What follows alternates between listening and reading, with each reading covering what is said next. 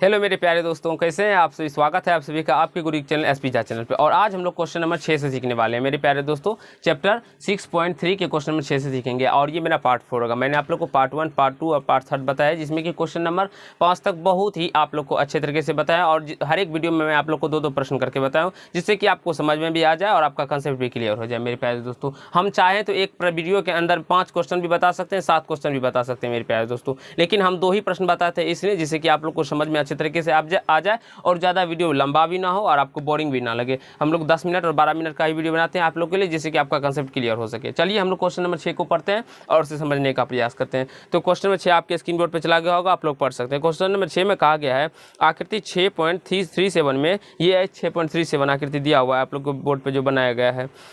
त्रिभुज ABE सर्वांगसम त्रिभुज ACD है, तो दर्शाइए कि त्रिभुज ADE समरूप त्रिभुज ABC है। ये हमें दर्शाना है। तो चलिए मेरे प्यारे दोस्तों, आशा है आप लोग प्रश्न तो पढ़ ही लिए होंगे और आप लोग को समझ में भी आ गया होगा। प्रश्न सर्वांगसम दिया गया है। तो चलिए हम लोग इसको कैसे समरूपता में साबित करते हैं वो देखिए। सबसे पहले मेरे प्यारे दोस्तों, जो दिया होता है वो लिखते हैं। तो आप सभी को पता होता है जो क्या दिया है। क्या दिया है मेरे प्यारे दोस्तों, तो त्रिभुज क्या दिया है, त्रिभुज ABE सर्वांगसम त्रिभुज ACD है मेरे प्यारे दोस्तों। त्रिभुज ABE सर्वांगसम त्रिभुज ACD है, ठीक है। तो हमें साबित करना है, तो सिद्ध करना है क्या सिद्ध करना है, इस पॉइंट का नाम B है मेरे प्यारे दोस्तों। सिद्ध क्या करना है, जो त्रिभुज वो देख लीजिए, त्रिभुज ADE समरूप त्रिभुज ABC मेरे प्यारे दोस्तों। यहाँ तक आपके बुक के ही अंदर दिया रहता है, वही हम लोग लिखते हैं। अब आगे क्या करना होता है उसे आप लोग को समझना होगा और सीखना होगा। देखिए बाबू, 1-2 प्रश्न, चलिए यहाँ से देखिए। अब यहाँ से क्या करते हैं नहीं करते हैं उसे सीखने का प्रयास कीजिए। देखिए, तो ADE समरूप हमें क्या साबित करना है, ABC प्रमाण देते हैं। सबसे पहले प्रमाण क्या देते हैं, तो प्रमाण में जो हमें दिया रहता है उसी में से हम लोग प्रमाण देते हैं। क्या, तो त्रिभुज ABE सर्वांगसम त्रिभुज ACD है। तो मेरे प्यारे दोस्तों, आप लोगों को मैं क्लास 9th के अंदर सर्वांगसमता इतने अच्छे से बताया है। अगर आप लोग वो पार्ट से नहीं देखें तो जाके देखिए, तभी आपको समझ में आएगा। क्योंकि अगर क्लास 10th के बच्चे हैं तो आप लोग को क्लास 9th का हर एक पार्ट्स आना चाहिए, हर एक चीज़ आना चाहिए। क्योंकि सर्वांगसमता त्रिभुज समरूप को साबित करने में सर्वांगसमता का भी यूज पड़ता है, समरूपता का भी यूज पड़ता है। तो वो सब चीज़ आपको, यानी कि वो सारे कंसेप्ट आपको होना चाहिए। तो जैसे अगर बात करें A, B और E, यानी कि इस त्रिभुज का बात करेंगे ABE, ऐसे अगर बात करें B और ये E, तो ABE का बात करते हैं मेरे प्यारे दोस्तों।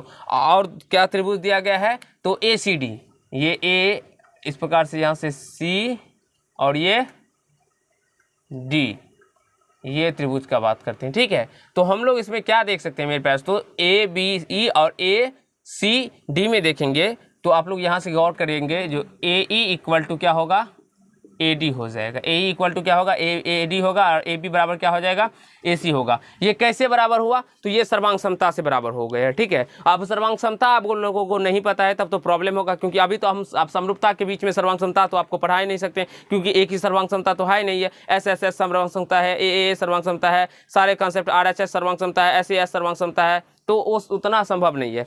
बस आपको ये समझ लीजिएगा, जो सर्वांगसम है तो इसकी भुजाएं क्या होती है, तो बराबर होती है। तो AE बराबर क्या हो जाएगा, AD हो जाएगा, और AB बराबर क्या हो जाएगा, AC। अब लिखेंगे त्रिभुज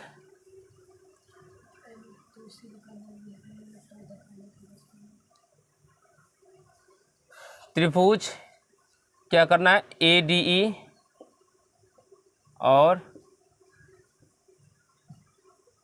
और त्रिभुज, या आप लोग यहाँ पे लिख सकते हैं ABE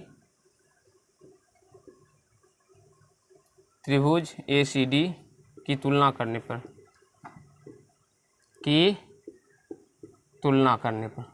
मेरे प्यारे दोस्तों अच्छे से समझने का प्रयास करेंगे। तुलना करने पे क्या करेंगे, तो देखिए AE बराबर में है AD, है ना बाबू। तो हम लोग ऐसे लिख सकते हैं ए डी बराबर बट्टे ए बी और ए ई बट्टे क्या हो जाएगा ए सी होगा। ये कैसे हुआ, तो जितना भुजा ये है ए डी है, अब मान लीजिए हम लोग ए ई बराबर 4 ले लेते हैं, तो ए ई बराबर 4 लेंगे तो ए डी बराबर भी तो 4 ही हो जाएगा।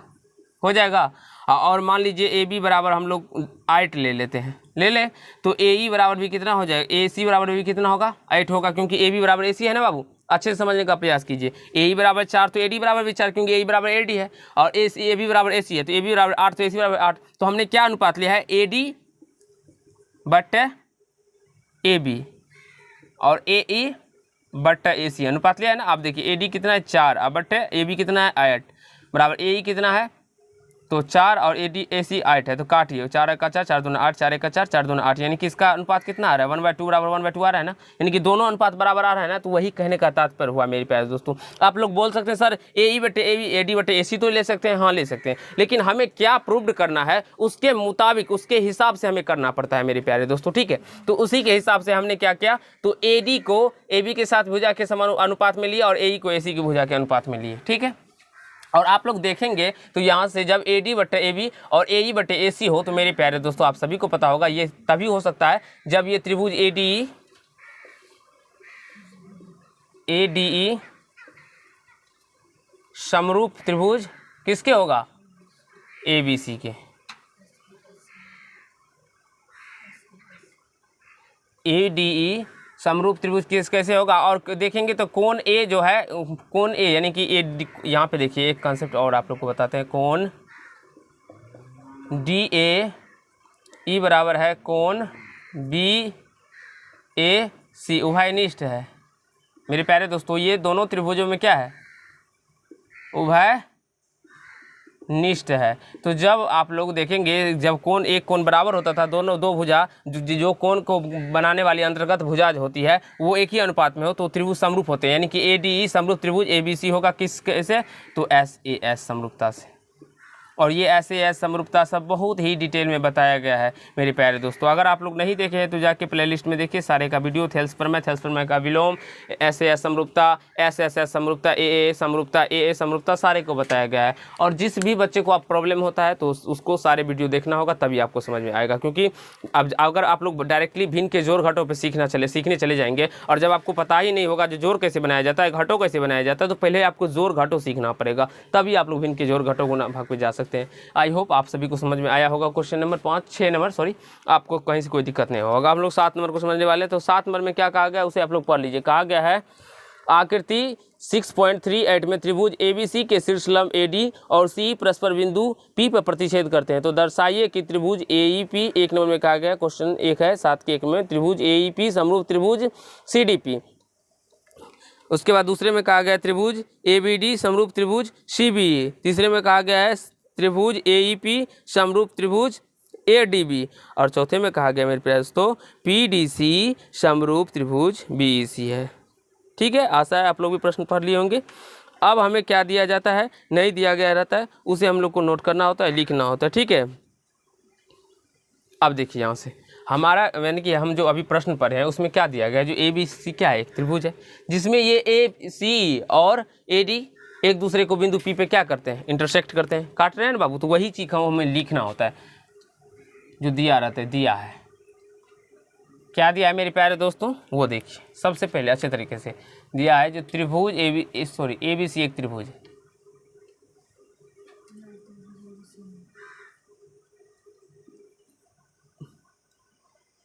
क्वेश्चन नंबर 7 को फिर से आकृति इतना में त्रिभुज ABC के शीर्षलंब, अच्छा ABC के शीर्षलंब, तो कहा गया ABC के शीर्षलंब पहले से ही बताया गया त्रिभुज ABC है, तो लिखेंगे त्रिभुज ABC में CE एवं AD शीर्षलंब है, लंब है जो एक दूसरे को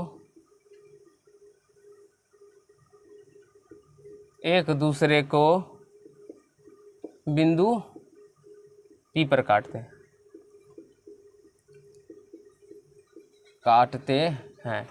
तो क्या हमें साबित करना है, तो सिद्ध करना है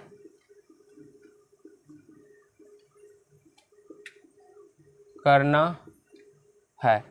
क्या सिद्ध करना है मेरे प्यारे दोस्तों, वो देख लीजिए। सिद्ध करना है जो त्रिभुज ए ई पी समरूप त्रिभुज CDP, और चित्र के अंदर भी आप लोग गौर से देखते चलिएगा। दूसरे नंबर में है त्रिभुज ABD समरूप त्रिभुज CBE। तीसरे नंबर में देखिएगा, तीसरे नंबर त्रिभुज AEP समरूप त्रिभुज ADB। चौथे नंबर देखना है त्रिभुज PDC समरूप त्रिभुज BEC। ये 4 समरूप त्रिभुज, हमें इस त्रिभुज को क्या करना है तो साबित करना है। तो मेरे प्यारे दोस्तों एक बार आप लोग इस चित्र के माध्यम से मिला लीजिए। थोड़ा हम भी पानी पी लेते हैं, ठीक है।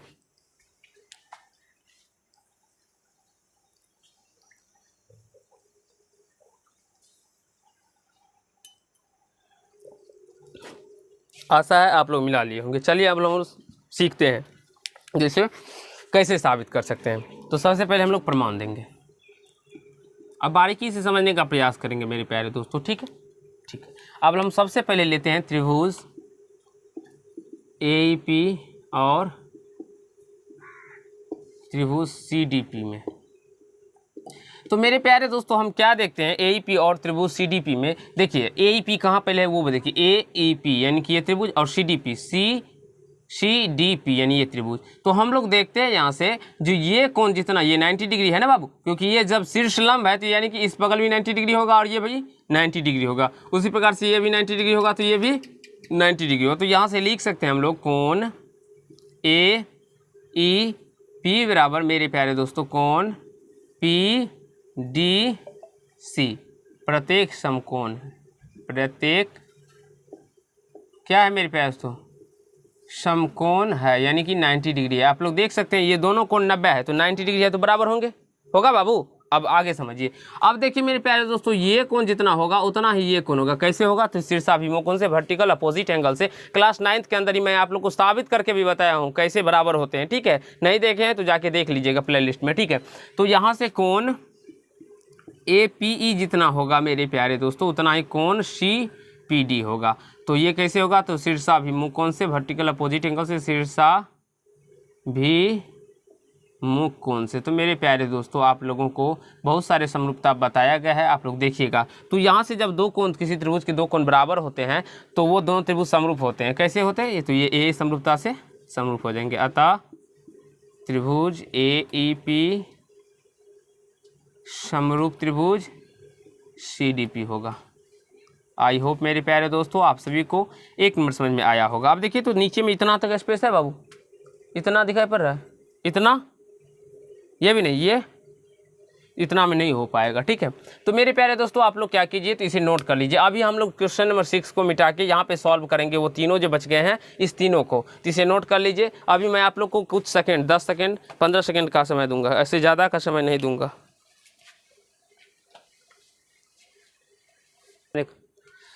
आशा है मेरे प्यारे दोस्तों आप लोगों ने यहाँ तक लिख लिए होंगे और समझ गए होंगे। अब हम 6 नंबर प्रश्न को मिटाने जा रहे हैं, ठीक है, क्योंकि ये समझ गए होंगे आप लोग।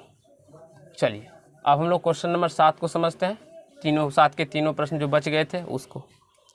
अब यहाँ से पेन लाइएगा, वो मार्कर, थैंक यू। यहाँ से देखिए अब प्रमाण को समझ लीजिए, फिर प्रमाण मिटा गया था ना। अब यहाँ से देखिए, अब फिर हम लोग त्रिभुज किस में लेंगे, लेंगे त्रिभुज ABD और किस में लेंगे मेरे प्यारे दोस्तों, त्रिभुज CBE में, ठीक है। समझने का प्रयास कीजिएगा। ABD कहाँ पे है वो देख लीजिए पहले। ABD है कहाँ पे, ABD यानी ये त्रिभुज हुआ, और CBE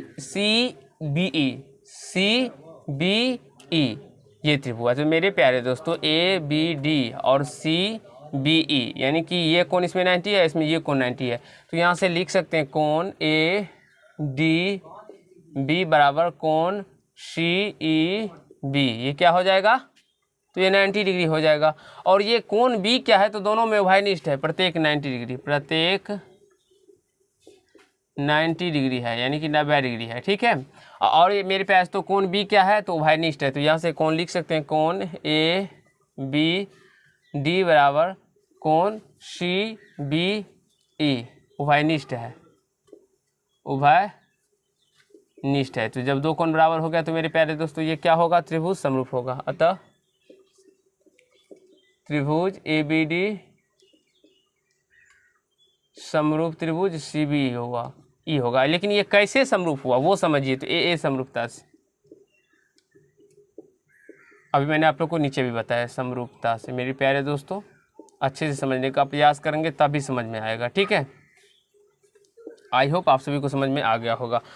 अब चलिए हम लोग क्वेश्चन नंबर, ये तो पहला नंबर को प्रूव किए थे यहाँ पे, ये दूसरा हो गया। अब हम लोग तीसरे नंबर में चलते हैं। तो तीसरे में क्या दिया, त्रिभुज AEP, त्रिभुज AEP और त्रिभुज ADB में। मेरे प्यारे दोस्तों अब त्रिभुज AEP देखिए, इतने अच्छे तरीके से आप लोग को कोई नहीं सिखाएगा। AEP और ADB, ADB। तो मेरे प्यारे दोस्तों आप लोग अच्छे से देखिएगा, तो AEP में ये ई कोण क्या है, समकोण। तो यहाँ से लिख सकते हैं कोण AEP बराबर कोण ADB, यानी कि ये 90 डिग्री है, इसमें ये भी 90 डिग्री है। और ये कोण A क्या है, तो उभयनिष्ठ है। तो आप लोग लिख सकते हैं यहाँ से कोण PAE इक्वल टू कोण D, या ऐसे भी लिख सकते हैं, D भी दे सकते हैं और B भी लिख सकते हैं। तो जैसे DAB, और ये हुआ प्रत्येक 90 डिग्री, प्रत्येक 90 डिग्री है, और ये उभयनिष्ठ है, उभयनिष्ठ है। इसी प्रकार से आप लोग चौथे नंबर को भी मेरे प्यारे से प्रूव कर सकते हैं। अतः त्रिभुज AEP समरूप त्रिभुज CBE होगा, AA समरूपता से, AA समरूपता से। आई होप मेरे प्यारे दोस्तों आप सभी को समझ में आ गया होगा क्वेश्चन नंबर 3 भी साथ के, और कहीं से कोई दिक्कत नहीं हुआ होगा, ठीक है बाबू। आ रहा है आप लोग को समझ में। अब हम लोग चौथे नंबर प्रश्न को समझने वाले। चौथे नंबर में क्या है वो देखिए, त्रिभुज PDC और त्रिभुज BEC में। देखिए PDC कहाँ पे है, त्रिभुज PDC, तो PDC यानी ये त्रिभुज हुआ, और BEC यानी ये त्रिभुज, यानी कि कोण C क्या है मेरे पास, तो उभयनिष्ठ है। तो यहाँ से लिख सकते हैं कोण PDC इक्वल टू कोण BEC, प्रत्येक 90 डिग्री है। ये दोनों को 90 डिग्री है, प्रत्येक 90 डिग्री से, ये भी 90 डिग्री है और ये भी 90 डिग्री है, ठीक है। और यहाँ से समझेंगे तो कोण PCD बराबर कोण क्या हो जाएगा मेरे पास, तो कुछ त्रिभुज BEC में BCE, ये क्या हो जाएगा, उभयनिष्ठ है। उभयनिष्ठ का क्या मतलब हुआ, ये दोनों त्रिभुजों में उभयनिष्ठ है मेरे प्यारे दोस्तों, ठीक है। उभयनिष्ठ का यही मतलब हुआ जी, ये कोण जो है ये क्या है, दोनों त्रिभुजों में है। तो जब दो कोण बराबर है तो A समरूपता से क्या होगा, था त्रिभुज PDC समरूप त्रिभुज BEC होगा। आई होप मेरे प्यारे दोस्तों आप सभी को समझ में आ गया होगा, और कहीं से कोई दिक्कत या समस्या नहीं हुआ होगा। अगर आप लोग को ये पार्ट अच्छा लगा हो तो वीडियो को ज़रूर ही लाइक कर दीजिएगा, कमेंट कीजिएगा, और यदि चैनल पर नहीं है तो चैनल को सब्सक्राइब करके बेल आइकन को प्रेस करिएगा, जिससे मेरे हर एक वीडियो का नोटिफिकेशन आप तक पहुँचता रहे। और सारे पार्ट्स को देखिए मेरे प्यारे दोस्तों, और सारे कंसेप्ट को क्लियर कीजिए, जिससे कि आपका एक अच्छे तरीके से पकड़ बन जाएगा मैथ में। तभी आप लोग 100 में 100 अटैम्प्ट कर सकते हैं और बना के अपना मार्क को प्राप्त कर सकते हो। तो धन्यवाद दोस्त, आज की पार्ट में इतना ही।